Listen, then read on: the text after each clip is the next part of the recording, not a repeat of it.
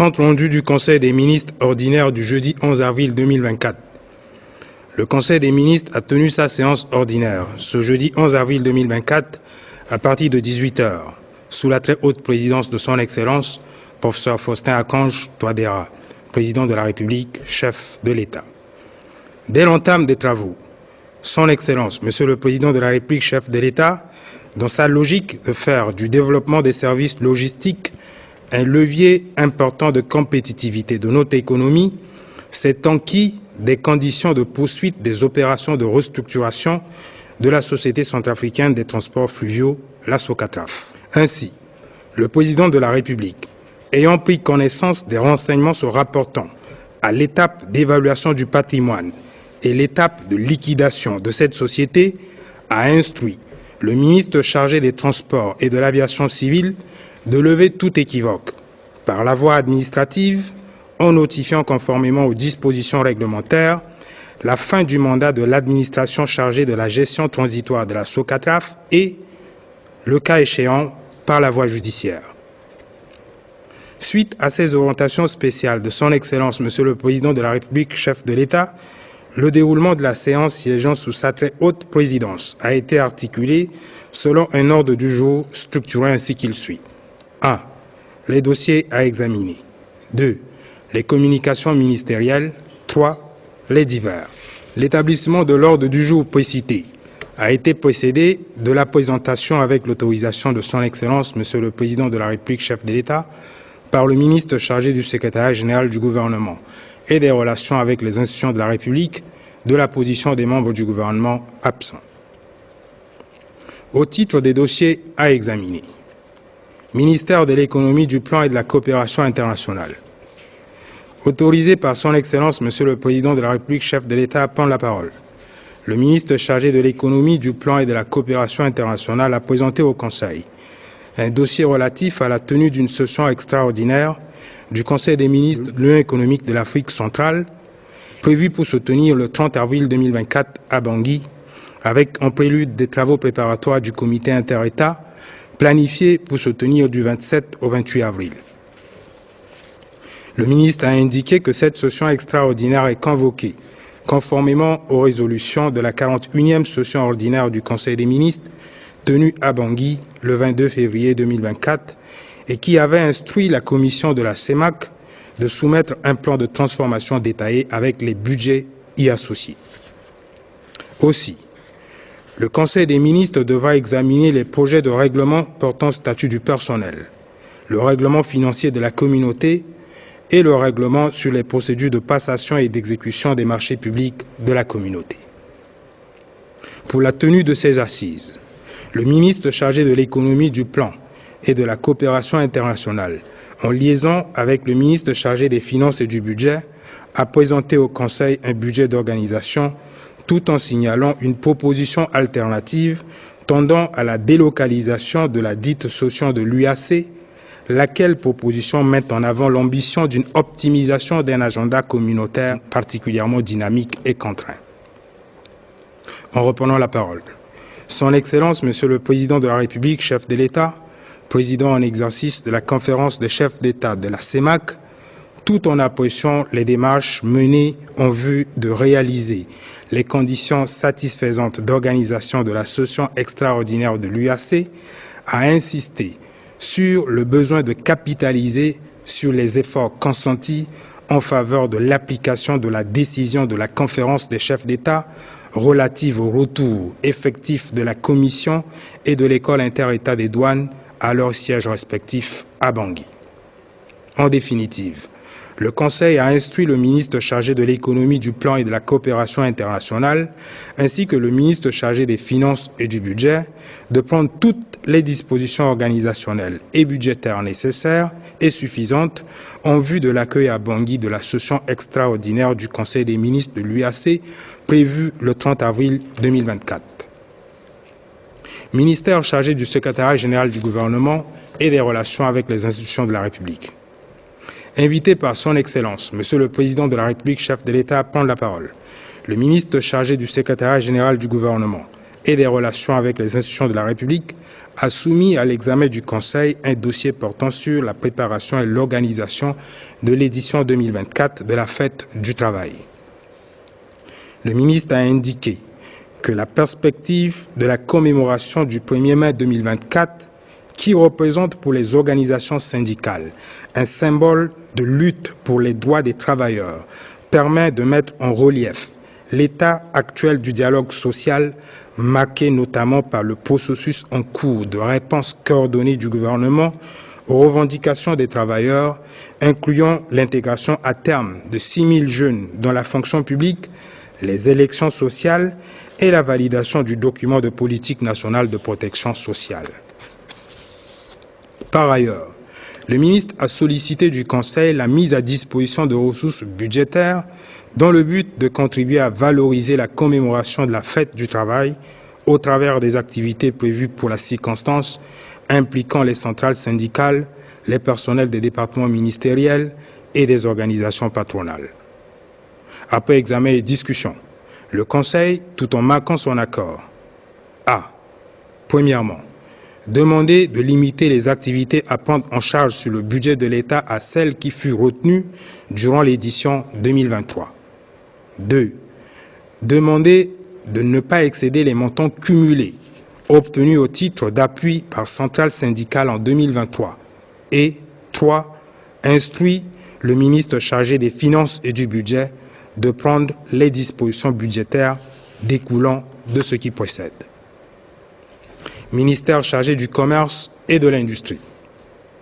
Invité par son Excellence, Monsieur le Président de la République, chef de l'État, prend la parole. Le ministre chargé du Commerce et de l'Industrie a soumis à l'examen du Conseil le projet de décret portant abrogation du décret numéro 08.204 du 24 mai 2008 instituant la surveillance des produits de première nécessité. Le ministre a indiqué que le décret numéro 08.204 du 24 mai 2008 instituant la surveillance des produits de première nécessité a été pris conformément à la loi numéro 92.002 du 26 mai 1992 portant libéralisation du commerce en République centrafricaine. Aujourd'hui, dans le contexte de l'évolution du marché intérieur et international des activités commerciales et économiques, la loi numéro 16.006 du 30 décembre 2016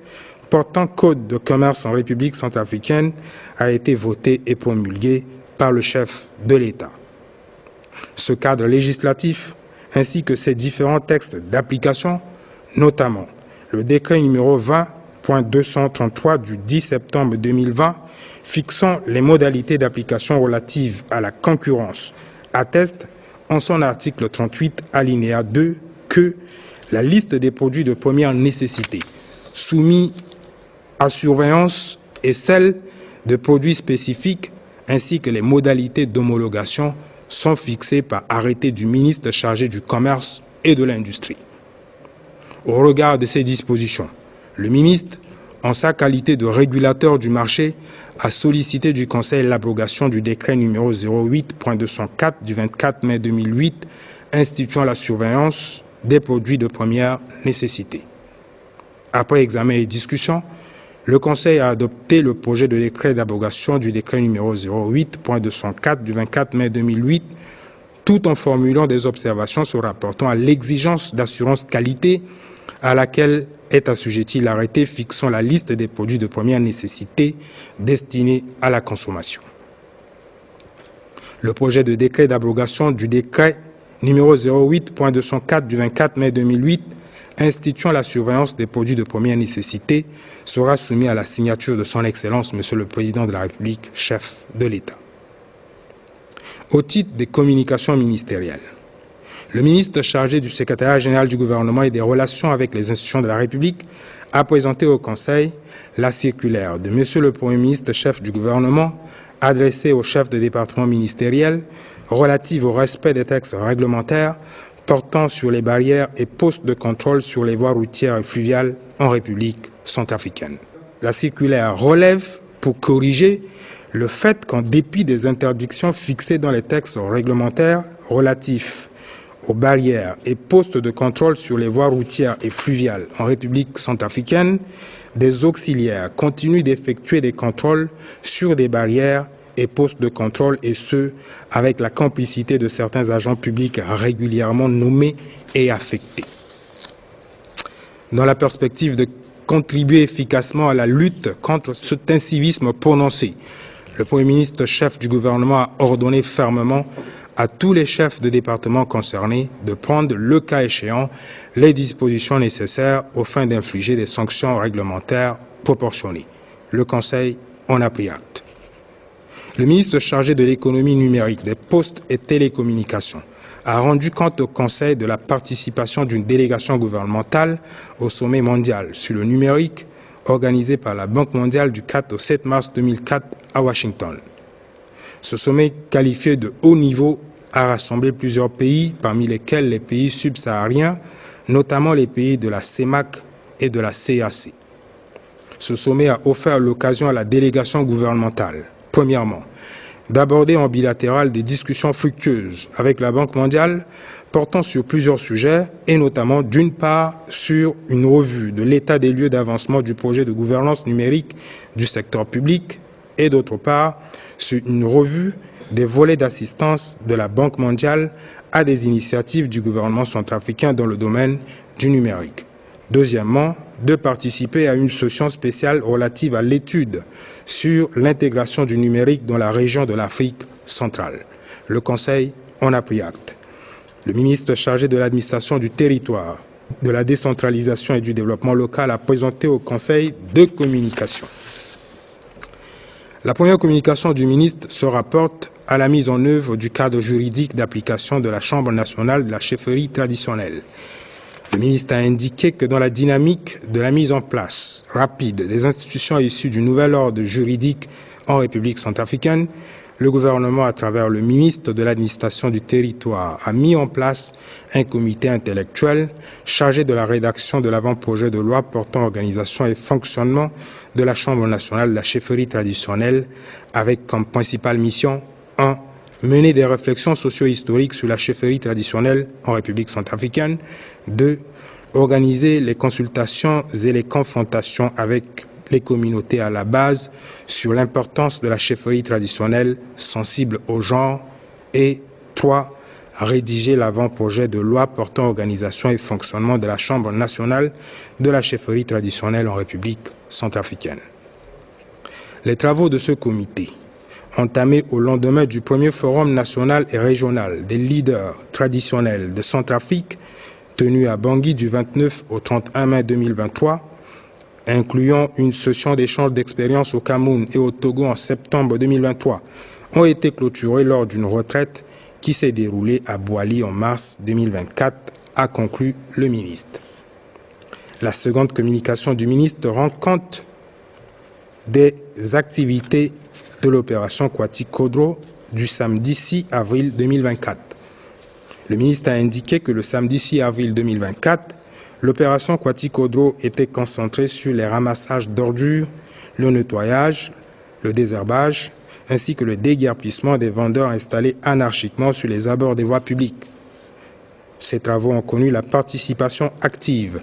des membres du gouvernement, de personnel des départements ministériels, de la police nationale, de la police municipale de Bangui, des associations affiliées à l'opération Kwati Kodro, des autorités locales et communautés locaux d'action citoyenne, des acteurs du secteur des postes et télécommunications qui ont marqué leur entrée dans l'opération Kwati Kodro et de la plateforme Ele Songo. En prenant acte de la communication du ministre, le Conseil a par ailleurs relevé pour fustiger et combattre l'occurrence d'une campagne absurde, axée sur un appel à la désobéissance et une propagande des antivaleurs dirigée par certains esprits malveillants et des entreprises inféodées à l'incivisme vis-à-vis des valeurs citoyennes que véhicule avec l'adhésion populaire l'opération Kwati Kodro en faveur de la salubrité et de l'assainissement dans notre pays. Le ministre chargé du Commerce et de l'Industrie a présenté au Conseil le document de la stratégie nationale de mise en œuvre de l'accord de la zone de libre-échange continentale africaine qui définit les axes stratégiques pour une meilleure intégration de notre pays dans le commerce régional en vue de favoriser son industrialisation. Le Conseil en a pris acte. Le ministre chargé de la fonction publique et de la réforme administrative a présenté au Conseil l'état d'avancement des travaux du comité technique d'intégration dans la fonction publique en ce qui concerne le ministère de l'Éducation nationale, ainsi qu'une répartition prévisionnelle des effectifs d'intégrés par région. En reprenant la parole, Son Excellence, Monsieur le Président de la République, chef de l'État, dans l'optique de parvenir de manière diligente aux objectifs d'intégration de 6 000 jeunes dans la fonction publique, a instruit Monsieur le Premier ministre, chef du gouvernement, d'engager, dans les plus brefs délais, le comité stratégique d'intégration aux fins de définir une stratégie et des procédures permettant d'organiser les différentes séquences de la chaîne de traitement des dossiers. Ce traitement doit prendre source dans chaque département ministériel avec la formulation des prérequis que constituent, d'une part, l'expression de besoins en ressources humaines relativement aux quotas disponibles et, d'autre part, les vérifications techniques et de qualification requises pour les potentiels candidats, entendu que le ministère de la fonction publique est chargé de veiller aux critères généraux de recrutement dans les différents cadres d'emploi dans l'administration centrafricaine. Au titre des divers, le ministre chargé de l'économie numérique, des postes et télécommunications a informé le Conseil des problèmes relatifs à l'application par l'opérateur Orange des dispositions de la loi de finances 2024 qui instaure une taxe de 1% sur les transactions financières par voie électronique, notamment mobile money, jeux de hasard et les frais de commission bancaire. Le ministre a informé le Conseil sur le fait qu'une étude d'échantillonnage a permis de démontrer que l'opérateur Orange a procédé à l'application unilatérale de cette taxe à son profit. Conformément à la réglementation du secteur des télécommunications, le ministre de l'économie numérique a exigé à Orange Centrafrique de désamorcer le problème créé par l'application unilatérale de cette taxe et de soumettre sa grille tarifaire à homologation de l'autorité de régulation de télécommunications et de la Poste avant sa mise sur le marché, a conclu le ministre. Le ministre chargé du développement de l'énergie et des ressources hydrauliques a informé le Conseil que l'occurrence ces derniers temps de coupures intempestives d'électricité est due à une mutation du système de pilotage analogique vers un système de pilotage numérique des installations électriques au niveau des usines de Boili, mutation par ailleurs accompagnée d'une perturbation des fréquences. Madame le ministre chargé de l'urbanisme, de la réforme foncière, de la ville et de l'habitat a enfin informé le Conseil de l'affectation d'un bâtiment administratif supplémentaire au Conseil constitutionnel afin de répondre à une demande faisant suite à l'augmentation des effectifs issus de la Constitution du 30 août 2023. En outre, Madame le ministre a porté à l'attention du Conseil que des dispositions sont en cours en vue de la réhabilitation de certains logements administratifs situés au centre-ville de Bangui et mal entretenus par leurs occupants. L'ordre du jour étant épuisé, Son Excellence, Monsieur le Président de la République, chef de l'État, a levé la séance à 21h20. Faite à Bangui, le 12 avril 2024, le ministre chargé du secrétariat général du gouvernement et des relations avec les institutions de